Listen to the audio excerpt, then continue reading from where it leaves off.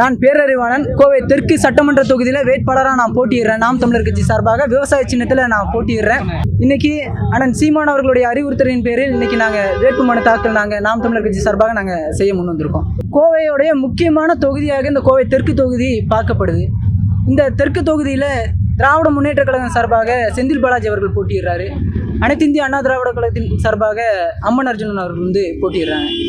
இரண்டு பெரும் முதலாளிகள், அதாவது முதலாளிகள் கூட சொல்லக்கூடாது, ஊழல் முதலைகள் அப்படின்னு தான் சொல்லணும். இந்த இரு பெரும் பண முதலைகள் இந்த தேர்தல் களத்தில் சந்திக்கிறாங்க. இதுக்கு நடுவில் ஒரு எளிய மகன் நான் வேட்பாளராக இந்த களத்தில் நான் நிற்கிறேன்.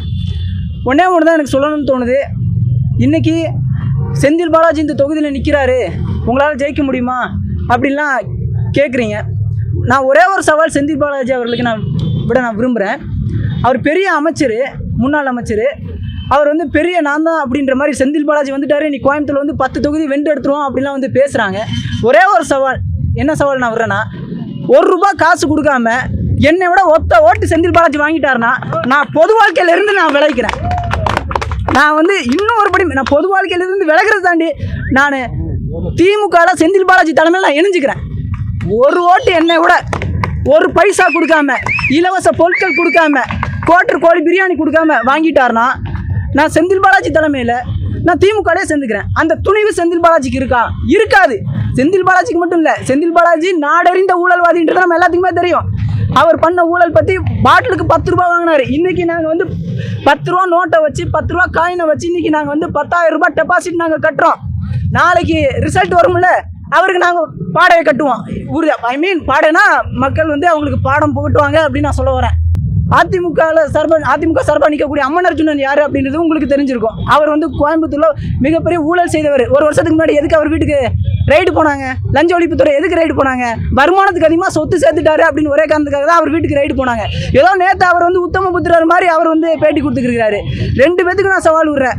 உங்களால் ₹1 காசு கொடுக்காம என்ன தேர்தல் என்னை விட ஒத்த ஓட்டு நீங்கள் வாங்கி கேட்டுங்க, நான் அரசியல் விட்டே போடுறேன். இல்லாட்டி அவங்க 2 பேர் சொல்கிற மாதிரி நான் திமுக அதிமுகலையும் நான் சேர்ந்துக்கிறேன். முடியாது. ஒரு எளிய மகன் நான் நிற்கிறேன், ஒரு எளிய பிள்ளை. நான் அவங்கள மாதிரி கோடீஸ்வரன் கிடையாது. எங்கள் அப்பா பெரிய அரசியல்வாதி வீட்டு மகன் நான் கிடையாது. ஒரு சாதாரண ஒரு எளிய மகன் அந்த வேட்பாளராக தொகுதியில் நான் நிற்கிறேன். உடனே மக்களுக்கு நான் சொல்லிக்க விரும்புகிறேன். மக்கள்கிட்ட ஊழல் பண்ணி சிறைக்கு போன செந்தில் பாலாஜிக்கு உங்கள் வாக்கா, இல்லை மக்களுக்காக போராடி சிறைக்கு போயிட்டு வந்த அந்த பேரறிவாளனுக்கு உங்கள் வாக்கா என்பதே கோவை தெற்கு தொகுதி மக்கள் நீங்கள் முடிவு பண்ணிக்கோங்க. பாட்டிலுக்கு ₹10 வாங்கி பல கோடி ஊழல் செஞ்சார் செந்தில் பாலாஜி. இது நாடறிந்த உண்மை. அதனால் அவருக்கு குத்தணும்ல. இங்கே மற்ற தொகுதி அப்படின்னு தெரியாது. இந்த கோவை தெற்கு தொகுதியை பொறுத்தவரையும் 2 பேர்த்துக்கு தான் போட்டி. ஒன்று செந்தில் பாலாஜி, இன்னொன்று பேரறிவாளன்.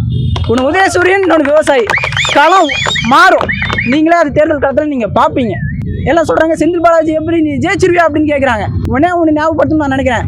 தமிழ்நாட்டில் சிறந்த ஆட்சியை கொடுத்தவர் காமராஜர், பெருந்தலைவர் காமராஜர் அவர்கள்.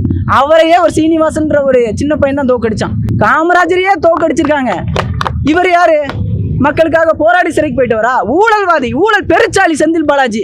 மக்கள் தோக்கடிச்சு எனக்கு அதிகாரத்தை கொடுக்க மாட்டாங்களா? எனக்கு நம்பிக்கை இருக்கு. இந்த கோவை தெற்கு தொகுதி மக்கள் படிப்பறிவு அதிகமாக இருக்கக்கூடிய மக்கள், மாற்றத்தை விரும்பி நிற்கக்கூடிய மக்கள் எனக்கு வாய்ப்பு கொடுப்பாங்க அப்படின்ற நம்பிக்கை எனக்கு இருக்குது. நான் உறுதியாக அந்த தேர்தல் காலத்தில் நான் வெல்லுவேன்.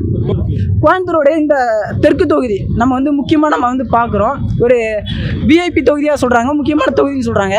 ஆனால் இந்த தொகுதியில் அடிப்படை வசதிகள் கூட இல்லை. நீங்கள் காந்திபுரம், நீங்கள் டவுன் ஹாலு, இந்த மாதிரி நீங்கள் போய் பாருங்கள், ராஜவீதி அந்த மாதிரி பகுதிகளில் போய் பாருங்கள். அவ்வளோ போக்குவரத்து நெரிசல். ஒரு வாகனம் உள்ளுக்குள்ள போயிட்டு வெளியில் வர முடியாது. அந்த மாதிரியான போக்குவரத்து நெரிசல் இருக்குது. அப்போது இதை கட்டுப்படுத்த வேண்டிய கடமை அரசாங்கத்துக்கு இருக்குது. அதை நான் வந்தால் செய்வேன் நான் சொல்கிறேன். கோயம்புத்தூருடைய காற்று நச்சு காற்றாக இன்றைக்கி மாறி போய் நிற்கிது. சமீபத்தில் ஒரு ரிப்போர்ட் சொல்லுது, ரொம்ப சுவாசிக்க முடியாத சூழல் உருவாயிருச்சு கோயம்புத்தூரில், காற்று அந்தளவு நஞ்சு அடைஞ்சிருச்சு அப்படின்னு சொல்கிறாங்க. நாங்கள் அதுக்கு ஒரே ஒரு வழி, தேர்தல் நேரத்தில் எல்லாருமே ஓட்டுக்கு காசு கொடுத்து வாக்குகளை கேட்பாங்க. ஆனால் நான் பரப்புரை செய்யும்போது மரக்கன்று கொடுத்து நான் வாக்குகளை நான் கேட்டுக்கிறேன்.